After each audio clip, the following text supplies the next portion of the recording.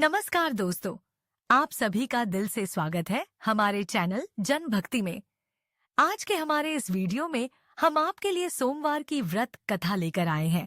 प्राचीन काल की बात है। एक गांव में एक साहूकार रहता था। साहूकार बहुत अमीर था, लेकिन उसकी कोई संतान नहीं थी। साहूकार अपने वंश को लेकर हमेशा चिंतित रहता था। साहूकार भगवान शिव को प्रसन्न करने के लिए सोमवार का व्रत करता था और व्रत के दौरान भगवान शिव पार्वती की पूजा करता और शाम को शिवलिंग पर दीपक जलाता था। साहूकार की पूजा अर्चना को देखकर एक दिन माता पार्वती ने भगवान शिव से कहा कि हे प्रभु, यह साहूकार आपका परम भक्त है। प्रतिदिन सोमवार को विधि विधान से आपकी पूजा करता है। मुझे लगता है कि आपको उसकी मनोकामना पूरी करनी चाहिए। शिव ने पार्वती जी की बात को सुनकर कहा, हे गौरी, यह संसार एक कर्म क्षेत्र है। जैसे एक किसान अपने खेत में बीज बोता है तो कुछ वक्त बाद उसे पेड़ मिलता है, उसी तरह इस संसार में आदमी जैसा कर्म करता है उसे उसका वैसा ही फल मिलता है।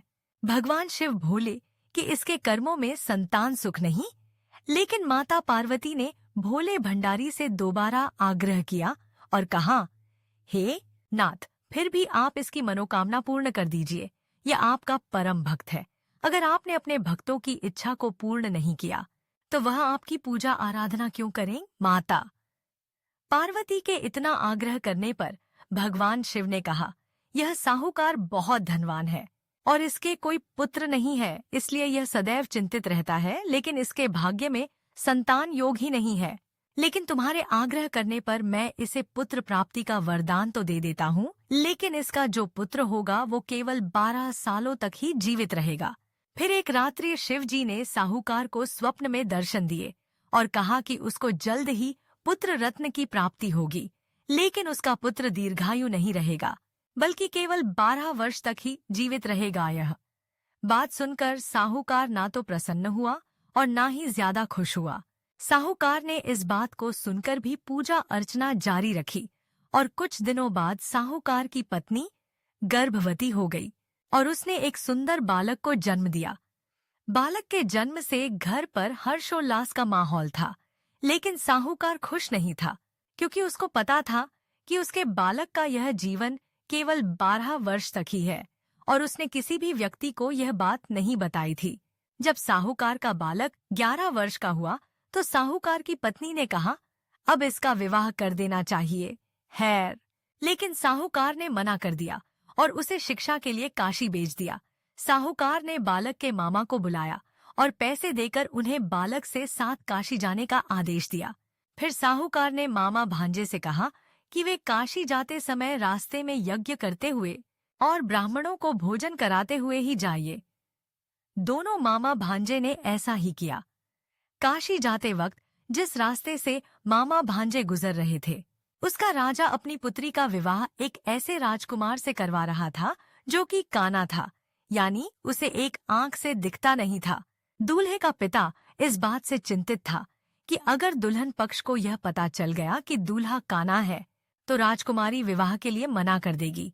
इसलिए उसने जब साहूकार के पुत्र को देखा तो उसने सोचा कि मैं अपने बालक के स्थान पर तोरण के वक्त इस बालक को बिठा दूंगा और दुल्हन के पक्ष वालों को पता भी नहीं चलेगा। दूल्हे के पिता ने साहूकार के पुत्र को इस बात के लिए राजरी किया। इस तरह साहूकार के उस लड्ढके ने दूल्हे के कपड़े पहने और घोड़े पर चढ़कर तोरण की रस्म पूरी की। तोरण के बाद फेरों की जब बारी आई तो दूल्हे के पिता ने साहूकार के पुत्र से अनुरोध किया कि वह दुल्हन के साथ फेरे ले और जब विवाह संपन्न हो जाए तो यह बात किसी को न बताएं। मामा भी राजी हो गया और विवाह समारोह भी निपट गया और शादी संपन्न होने के बाद मामा भांजा काशी के लिए प्रस्थान कर गए।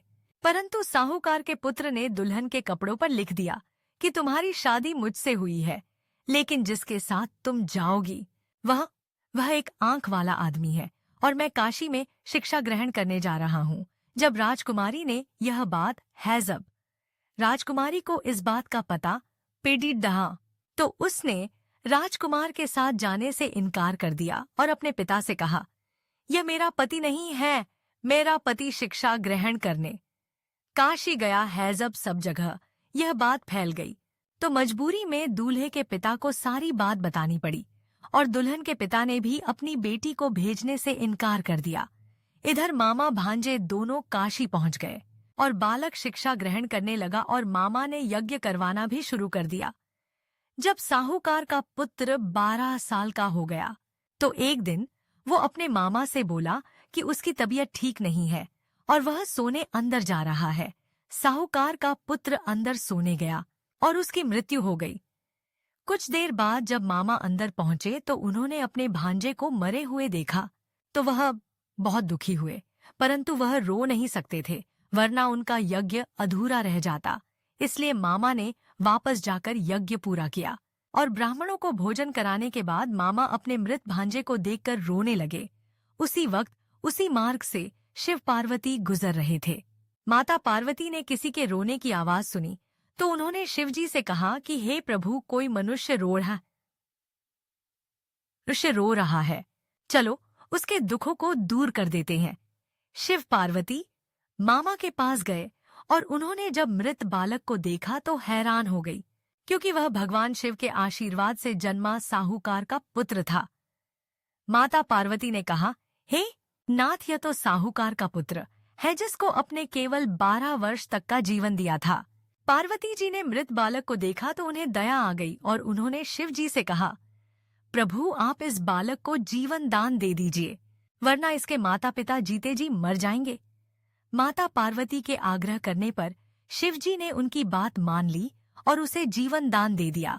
साहूकार का पुत्र जीवित हो गया और मामा भांजे अपने घर की ओर प्रस्थान के लिए चल दिए। रास्ते में साहूकार का पुत्र उसी शहर से गुजरा जहां उसका विवाह हुआ था। दुल्हन के पिता ने बालक को पहचान लिया और मामा भांजाओं को लेकर अपने महल में आ गए।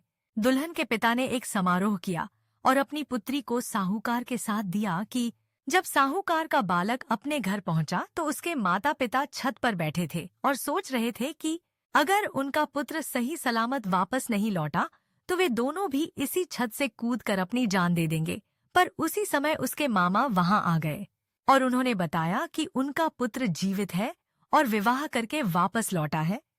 साहूकार ने अपने बालक को जीवित देखा तो खुशी से उसका स्वागत किया और साहूकार का पूरा परिवार खुशी खुशी अपना जीवन बिताने लगा। जैसे भोलेनाथ ने इस परिवार पर कृपा करी, ऐसी कृपा सब पर करना। तो दोस्तों, कैसी लगी आपको आज कि हमारी यह कथा? ऐसी और कथाओं के लिए हमारे चैनल जनभक्ति को सब्सक्राइब करें। धन्यवाद।